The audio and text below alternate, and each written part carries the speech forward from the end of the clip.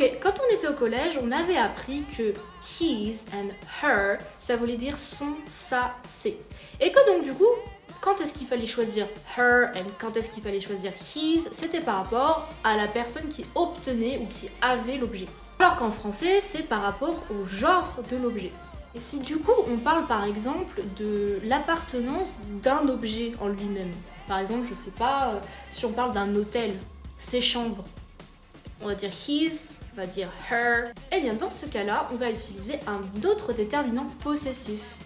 Its, sans apostrophe, sans deux S.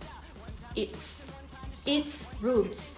Un pronom dit neutre du coup pour les objets, les localisations, bref, tout ce qui n'est pas par rapport à l'humain. Pour ce qui est des animaux, ça dépend si vous considérez votre animal comme un humain. Donc les animaux de compagnie, souvent les gens vont utiliser his and her, comme vous voulez. Pour les personnes non binaires, donc les personnes qui se genrent au neutre, on va plutôt utiliser le pronom their. Parce que en anglais, on va plutôt utiliser le pronom personnel they. N'hésite pas à poser tes questions dans les commentaires et j'y répondrai avec plaisir.